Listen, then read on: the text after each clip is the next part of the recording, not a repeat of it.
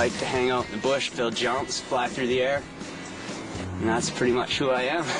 This is definitely one of the steepest and most exposed road I've ever seen in my life. There's plenty of places where if you drove off the road, you're going to fall 1,000 feet or more. Every trick has its stunts. Every stunt has its guinea pig. Pretty much if you build a jump, you hit it first because it's your deal. You got into the mess. You got to get yourself out.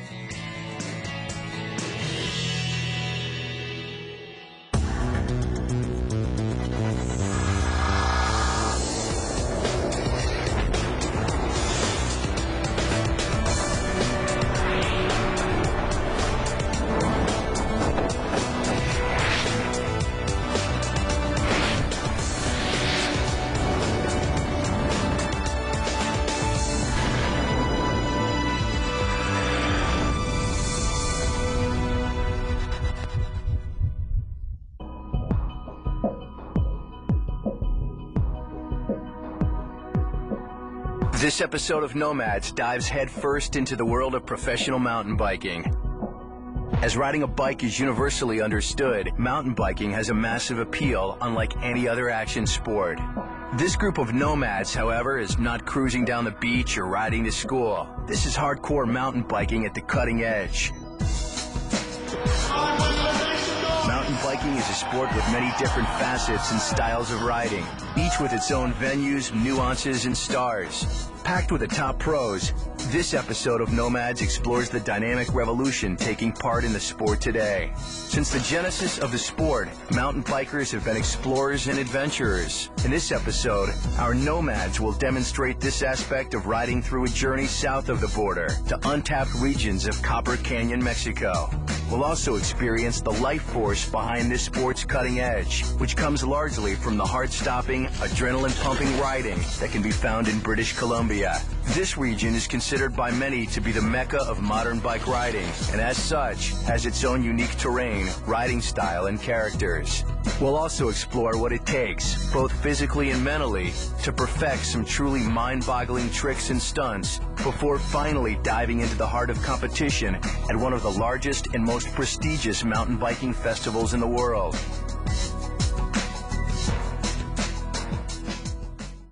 Just 260 miles south of the U.S. border is Copper Canyon, Mexico.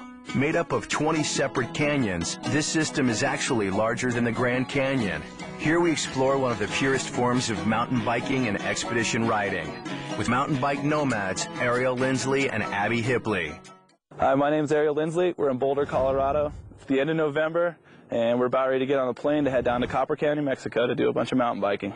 We got a call from our buddy Lou at Bike Magazine, and he invited us kind of out of the blue to come down to Copper Canyon and do some mountain biking. I'm Lou Mazzante, work with Bike Magazine for a living, try to ride bikes as much as possible and write about them, try to communicate that stoke of riding a bike with our readers.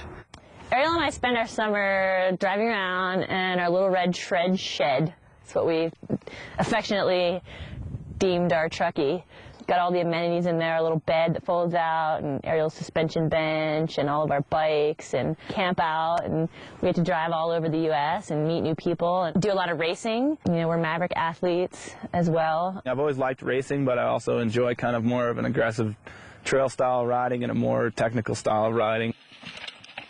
Ariel and Abby's background as professional racers made them the perfect match for an all-out biking adventure in Mexico.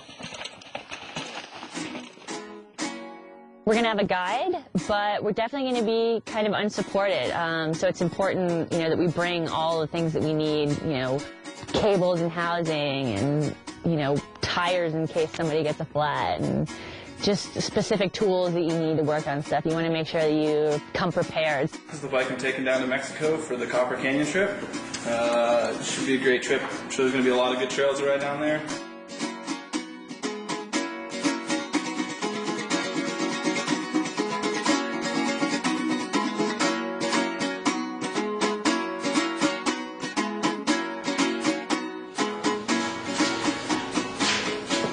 Cool.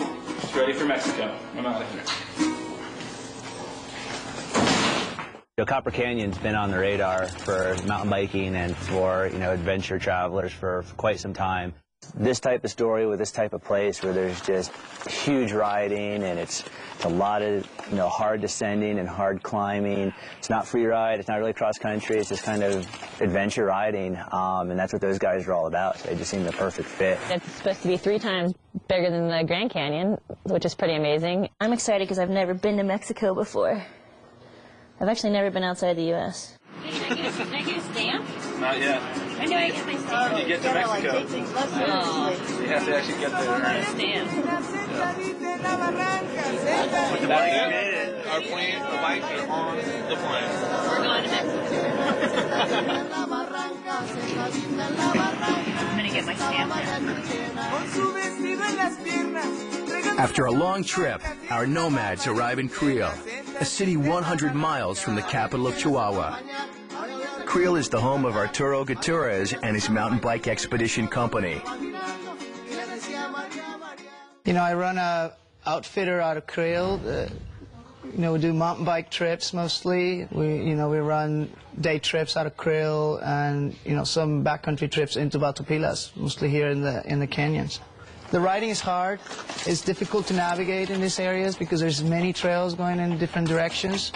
So definitely any rider who comes to this area becomes a better rider after you're here.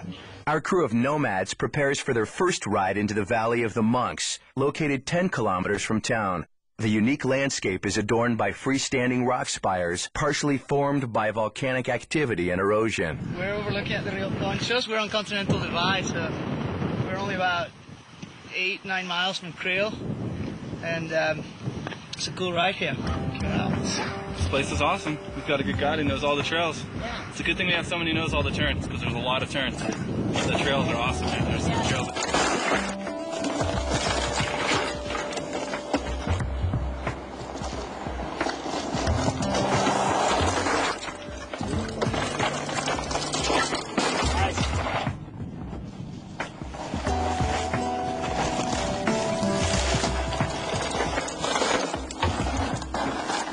We had a nice little pedal in the morning. It was nice and easy, and then we got to these big rock area here, and we've just been kind of goofing off all over these cool formations, jumping off anything we could find. Our turbo built a little jump. Can't really ask for a much better day than that. And now we're going to do some more pedaling home in the dark, I think. We spent too much time having fun. Our riders head home after a leisurely first ride. The following morning, they'll be embarking on the main event of this trip, the journey into Copper Canyon. The second day was a huge epic. It was the first descent as far as the way we descended into Copper Canyon and then over to Batopilas, which is a small town near the bottom of the canyons.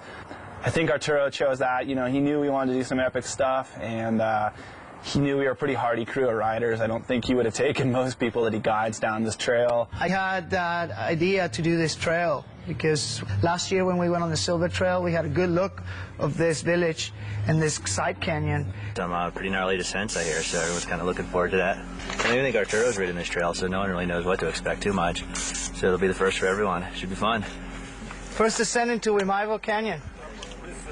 All right. Pretty sick.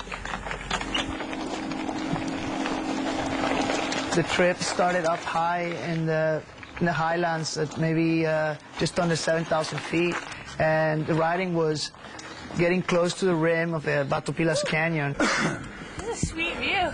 Yeah, really good until you see that's coming up. Yeah, this is great riding. I mean, it's really, it's not very worn because it's, not a lot of people come up here, so it's kind of tricky that way. Everything's really loose.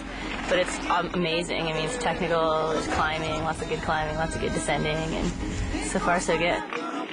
And towards the bottom, the trail started to get a little more arid, it started to get a little drier, but there's a lot more plants, and different plants were starting to pop up, and you hit it was like, instead of tree line, you hit like cactus line, which is pretty cool. All of a sudden you started seeing cactus, which they didn't really have a bunch of them up at the top, except for some prickly pear.